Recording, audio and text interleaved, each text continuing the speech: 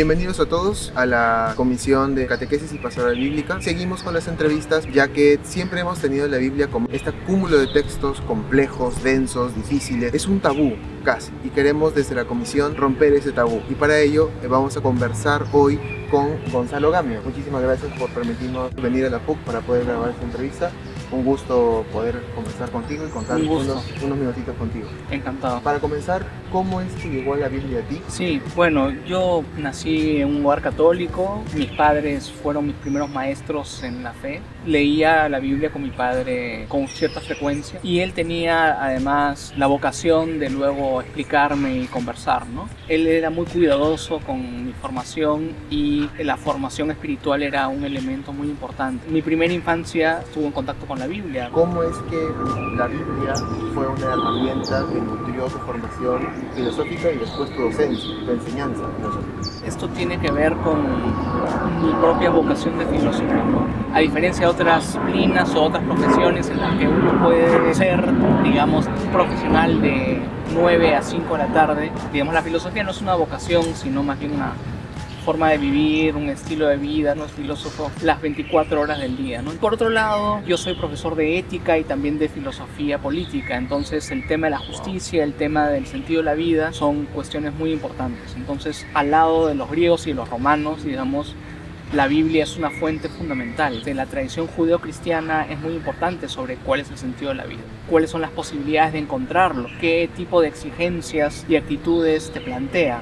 En el caso de los griegos, los dioses están del lado del más fuerte. En la tradición judía y cristiana, Dios está del lado de los más débiles, de los que sufren, de las víctimas, la viuda, el huérfano, el extranjero. Ese eje de reflexión me llevó a los textos proféticos y por supuesto al Evangelio. Se nos habla de una fe, digamos, en donde los últimos serán los primeros y en donde hay que entender el poder como un servicio. Para mí es muy claro que el Dios, digamos, del primer testamento y por supuesto también del segundo, quiere misericordia antes que sacrificios. O sea, no es un Dios de las formalidades rituales. No es un Dios tirano. Así es, no es un Dios que ejerza su poder de una manera distante respecto de sus criaturas, sino es un Dios que ama al punto de compartir con ellos a su Hijo, ¿no?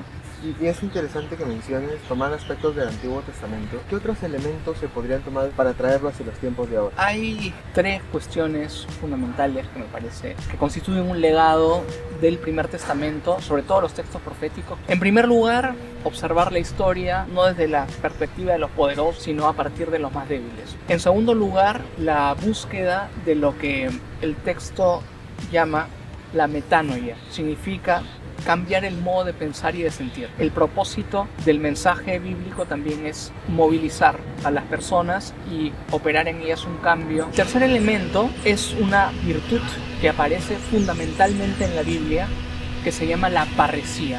Hablar con libertad, pero también con veracidad, aún en una situación adversa. Todo está contra ti y sin embargo tú hablas con libertad y con verdad, ¿no? Aunque vayas a contracorriente. Aunque vayas a contracorriente, yendo a contracorriente. Por ejemplo, Juan Bautista frente a Herodes, por supuesto. Jesús ante Pilato, ¿no? Claro. Tomás Moro frente al tribunal que lo condenó. Incluso podríamos hablar en términos estrictamente filosóficos, Sócrates en contra del tribunal que lo condenó. En los casos que he señalado, todos iban a perder la vida. Sin embargo, pusieron en aprietos a sus acusadores y afrontaron las consecuencias de esto porque lo primero era la libertad y la verdad. Justamente el aspecto, sobre todo del Antiguo Testamento, es siempre dejado muy atrás. Está ambientado en otro tiempo, está escrito originalmente para otra gente y la capacidad de extraer esas ideas y aterrizarlas ahora es la base de la lectura bíblica, poder adaptar, interpretar y leer para ti, para tu entorno, para tus tiempos. Por eso hoy en día ya no se le llama tanto Antiguo Testamento sino Primer Testamento, para no sugerir de que ya está completamente abandonado. Es verdad que de acuerdo con el Evangelio, antes se supone que el pueblo de Israel tenía un corazón de piedra y había que más bien hacer que cambie a que sea un corazón de carne. Pero esto no es solamente una tarea que llevó a cabo Jesús y sus discípulos, también los profetas del Primer Testamento planteaban eso. O sea, hay una relación de continuidad ¿no? Entre lo que hacen los profetas y lo que hace Jesús de Nazaret también. Una enseñanza muy buena la que nos has dado el día de hoy. Como repito al inicio, muchísimas gracias por habernos dado el tiempo para la entrevista. Muchísimas gracias por habernos acompañado el día de hoy. Síganos en nuestras redes sociales para seguir con estas entrevistas, para ayudarnos un poco a abrir nuestra mente, quitarnos la venda y darle una oportunidad a la Biblia, porque hay mucho más de lo que el ojo en un principio puede ver. Seguimos en contacto y muchísimas gracias por vernos.